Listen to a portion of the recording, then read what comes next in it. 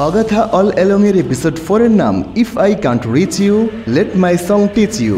নাম শুনেই বুঝতে পারছেন উইচ অ্যালিসের পপ সিঙ্গার মা লোরেন, যিনি কিনা উইচ রোড খোলার জন্য একটি ভিন্ন ভার্সনের বুক অফ ব্যালাড সং লিখেছেন, তা ঘিরেই আজকের এপিসোডের টাস্ক দেওয়া হয়েছে। তবে এই ভিডিওতে ওসব নিয়ে নয়, আপনাদের সামনে এক্সপ্লেন করব মার্ভেল কমিক্সে থ্যানোস ও ডেডপুলের গার্লফ্রেন্ড লেডি ডেথের আগমন নিয়ে। তবে এজন্য অবশ্যই আপনাকে আগে অগাথা অল অ্যালং এর এপিসোড 4 দেখতে হবে। আমি বাংলা এক্সপ্লেনেশনের নামে গড়গড় করে কাহিনী বলে যাব না, তো চলুন শুরু করা যাক। তবে তার আগে এক্ষুনি এই ভিডিওতে একটা লাইক ঠুকে দিন প্লিজ, যেন বাংলা ভাষী সমস্ত মার্ভেল ফ্যানদের নিকট ইউটিউব অ্যালগরিদম এই ভিডিওটি রেকমেন্ড করে।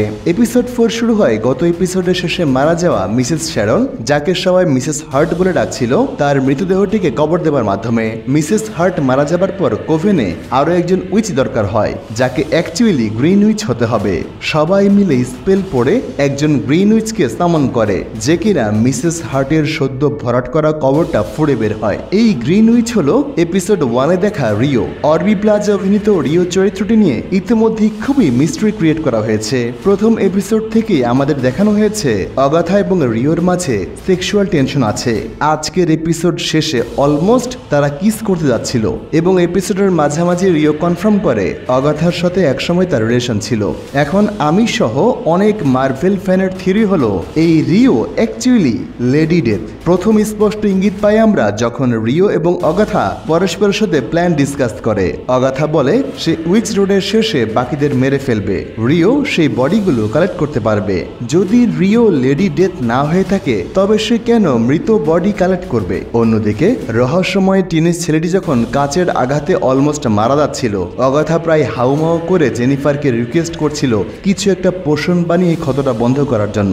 সেই সময় লিলিয়া সান্ত্বনার বাণী বলতে এলে অগাথা প্রথমে তাকে নো বলে ধমক দেয়। এরপর রিও কিছু না বললেও অগাথা তার দিকে ফিরে নো বলে। অর্থাৎ মৃত্যুর দূত এই লেডি ডেথ যেন টিনেজ ছেলেটির জান কবজ না করে, সেজন্য রিওকে নো বলছে অগাথা। রিও নিজের ব্যাটল স্কারের গল্প সবার সাথে বলে যে তার দায়িত্ব পালন করতে গিয়ে সে তার ভালোবাসার মানুষের নিকট থেকে এমন কিছু একটা নিয়েছে যা তাকে চিরতরে স্কার করে দিয়েছে।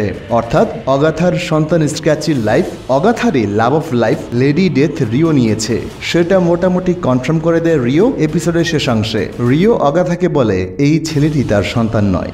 যারা আমার গত এপিসোডের ব্রেকডাউন দেখেছেন তারা নিশ্চয়ই জানেন অগাথা ভাবছে এই ছেলেটি তার স্যাক্রিফাইস করার সন্তান নিকোলাস স্ক্র্যাচি। রিও যদি লেডি ডেথ না হয়ে থাকে তাহলে সে কিভাবে জানে যে এই টিন অগাথার সন্তান নয়? অর্থাৎ এপিসোড স্পষ্ট করে বলা না হলেও গ্রিন উইচ রিও আসলে যে লেডি ডেথ তা খুবই ইজি গেস। তবে কমিকের মতো থ্যানোস কিংবা ডেডপুলের সাথে এই লেডি ডেথের প্রেম সম্ভবত এমসিইউতে দেখানো হবে না। ওই কাহিনী নিয়ে আমি কিন্তু অলরেডি ভিডিও বানিয়ে ফেলেছি, আই বাটন এবং ডেসক্রিপশনের লিঙ্ক থাকবে, আগ্রহীরা দেখে নেবেন। এদিকে এপিসোড 4 এ উইচ রোডের দেওয়া টাস্ক অ্যালিস তার মায়ের গানের লিরিক্সকে পূরণ করেছে, যার মাধ্যমে একদিকে মায়ের উপর আলিসের রাগ মিটে গেছে, অন্যদিকে তাদের বংশ পরম্পরাগত যে অভিশাপ ছিল তাদের উপরে সেটাও শেষ হয়ে গেছে।